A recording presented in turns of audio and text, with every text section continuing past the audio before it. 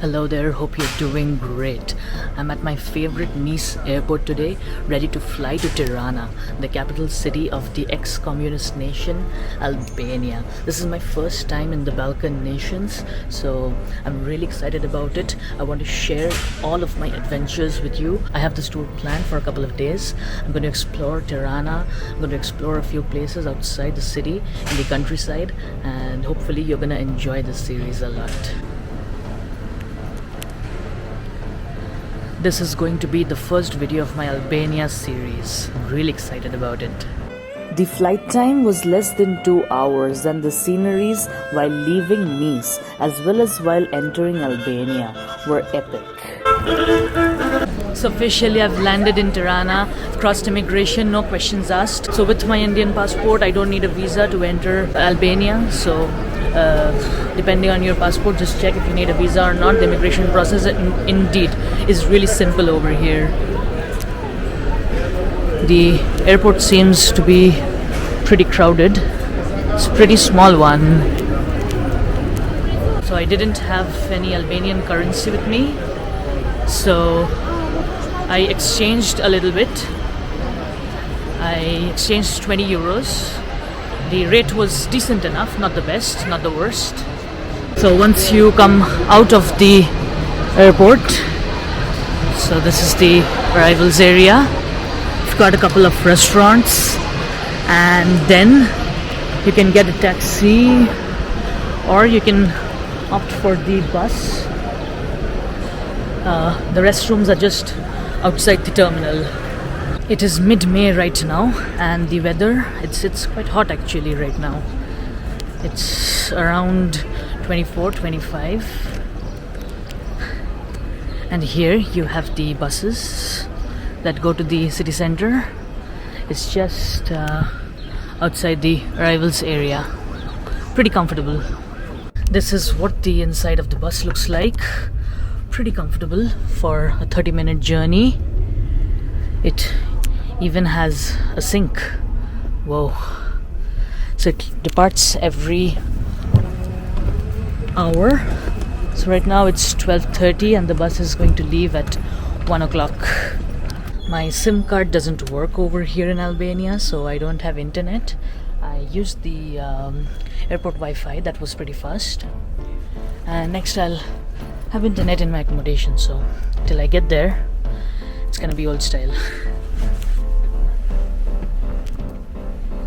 So there are a couple of other buses as well just outside the terminal, so make sure you read where the bus is going to or ask the conductor. You don't need to buy tickets beforehand, you can buy them on board from the conductor. So this is the exchange rate which I got at the airport. Since I exchanged only 20 euros because I just needed it for the bus and for just the first few hours till I go to an ATM and take some cash out. The ATMs at the airport, they charge quite a bit of commission, so the best idea is either to rely on euros or US dollars if you can use them. I don't really think it's the wisest of options. You can just exchange a little bit of money at the airport and the rest you can take out at the ATM once you get to the city. So there's Credims Bank, I have heard, which does not take commission, but the banks at the airport, they take almost 500 lek of commission, which is around 4 euros. So just keep that in mind. If you want to exchange at the airport, exchange a little bit of money, not a lot. I was not asked for anything at the immigration actually. They just took my passport, asked me if it's my first time in Albania. I said yes, and they said all is good, you're free to go. I wish every country had simple immigration like this one. I do have my hostel booked, but they didn't ask for the proof, or they didn't even check the return flight ticket. I guess it depends on your luck.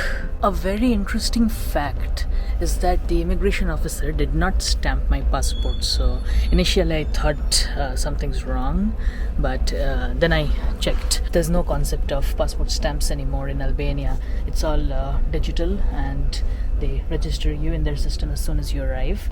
There's no passport stamp. So if you're one of those people who want to collect passport stamps and you travel to collect passport stamps, then I'm sorry, you're not gonna get any at the Tirana airport.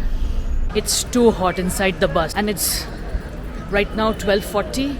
The bus is gonna leave at 1 o'clock, so for 20 minutes I can't really sit inside the bus, it's too hot. I'll wait inside the terminal, that's better. Until I'm waiting, I can use the airport Wi-Fi as well. I'm personally going to rely on the hostel Wi-Fi, so I'm not gonna buy a SIM card, but in case you want to, there's the Vodafone shop just outside the arrivals area, so you can make use of that. It's time to put on my shades. And by the way, one thing which I realized, in Albanian language, shops are called dukan, pretty similar to many Indian languages. So the bus dropped me here in front of the Skanderberg Square. This was the bus. So I'll go to my accommodation now, then I'll freshen up and come back to explore the city. I really like the traffic lights over here. I'm gonna show you a few really cool ones later on when I find them. For now, I don't have internet and I'm trying to find where the hostel is. So talk to you once I find it.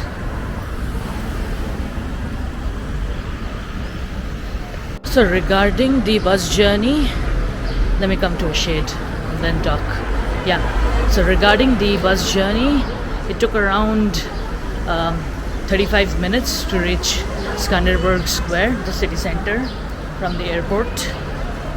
Not a bad deal for just 400 legs,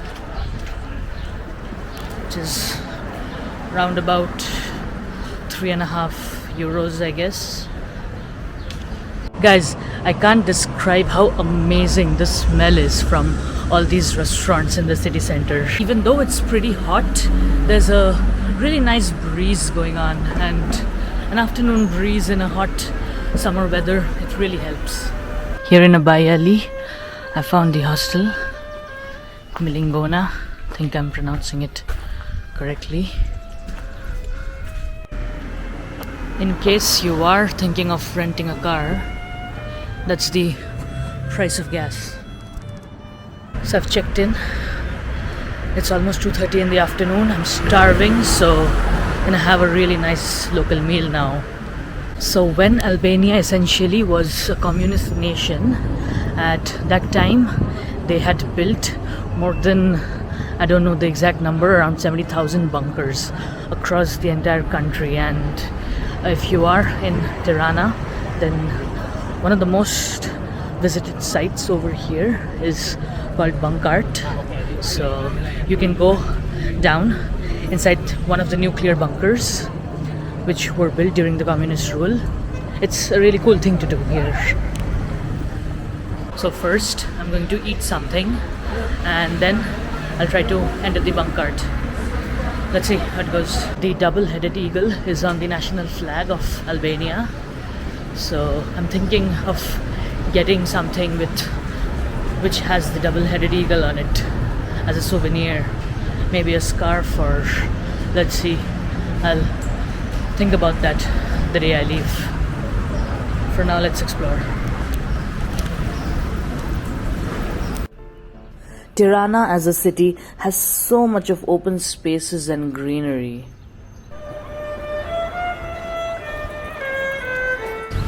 Have a look at the shape of this building.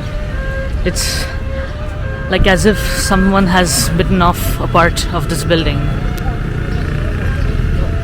This right here is the Friendship Monument, smack in the center of Tirana. The city is really colorful as well, and overall it's a joy to walk around the city.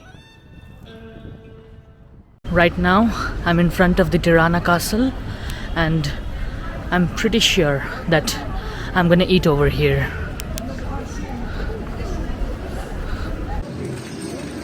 Looks pretty cool inside. Lots of cafes, lots of restaurants. So the castle has been actually converted into this family dining area where you have a lot of restaurants and gift shops, but you don't have anything to do that you'd normally do in a castle. Seren İşmet Sehu was the restaurant that I went into for my lunch. Many celebrities have visited this restaurant over the years, and you can tell by tasting the food why. From the first appetizer to the rakia, to the second appetizer, and to the third appetizer, they were all amazing. And the main course, it blew my mind as well. It was one of the juiciest lambs ever. That was indeed a full-on traditional Albanian culinary experience. It was like amazing, the food. Now it's time to check out Bunkart. Bunkart now is a museum. Earlier, it used to be a Soviet-era communist nuclear bunk. So they made it to protect the citizens from some catastrophe which the leaders thought would happen, maybe. I don't know. It's astonishing how they have so many nuclear bunkers in the middle of the city.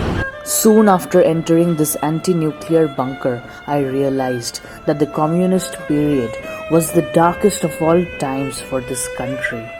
I'll show my experience inside Bunkart in the next video. I thank you for watching this video. Cheers. Happy traveling.